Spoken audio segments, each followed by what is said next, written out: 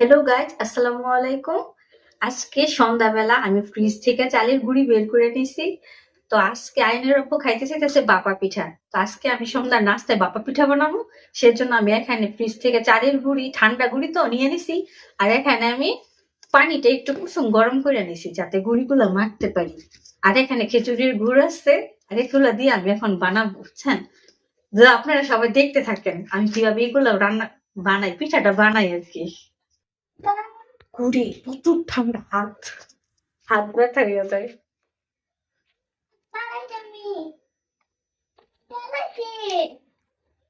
তোমার সাথে আমি কুকুরি খেলবো। পড়ালেখা ঠিক আছে? হ্যাঁ, ঠিক আছে। তোমার দেখছোই তো আপু, অনেক ঠান্ডা, অনেক ঠান্ডা। রাখলে তাহলে আর এত বরফ থাকে না, সাথে সাথে বার করলে ফ্রিজ থেকে বরফ হাত কেড়ে মাইরে নেয়। অনেক ঠান্ডা।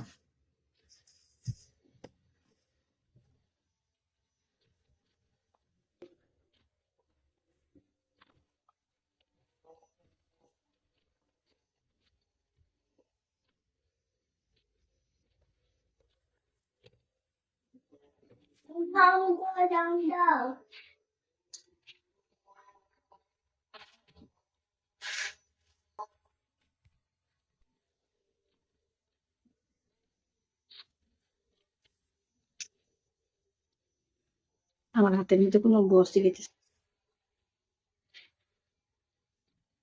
এই যে যখন এরকম মুঠি হয়ে আসবো, তখনই মনে করবেন যে ডোটা রেডি হয়ে গেছে।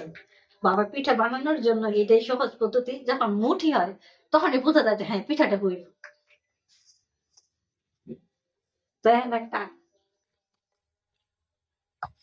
দেখা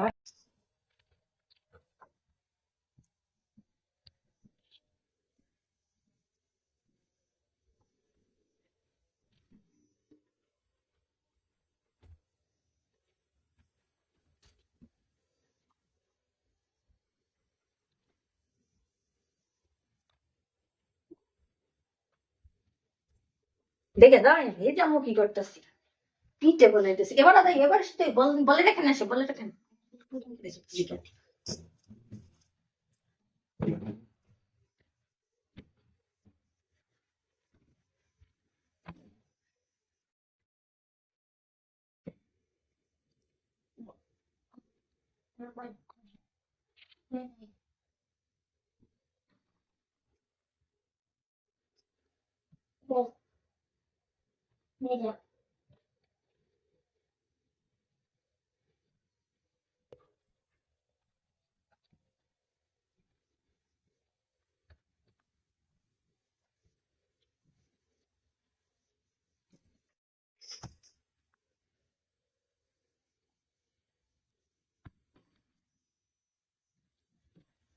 তুই যে চল, ওকে।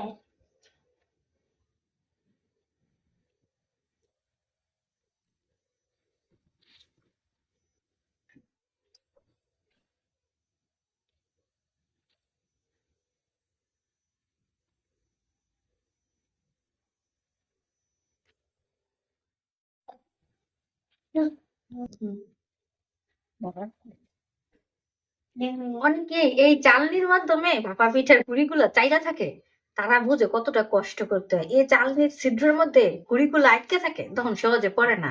আমি যতদিনই পিঠা বানাই আজ পর্যন্ত সবসময় এই যে মিষ্টির যে মশারির নেকড়াগুলো দেয়, এগুলা রেখে দিই আমি ঘরে।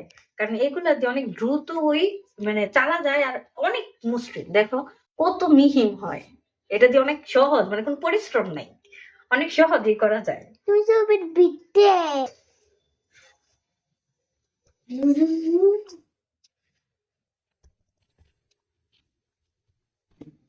দেখেন আমার গুড়িগুলোকে এই মশারির ন্যাকড়া দিয়ে কত সুন্দর করে চাইলে নিছি। দেখতেই পাচ্ছেন যে গুড়িগুলো কত মিহি হয়েছে, অনেক সুন্দর। আর এইগুলো ভাবে কেমন ভাবে যদি গুড়ি পিঠাটা অনেক সফট হয়। এখন আমি যাবো রান্না করে পিঠাগুলো দেওয়ার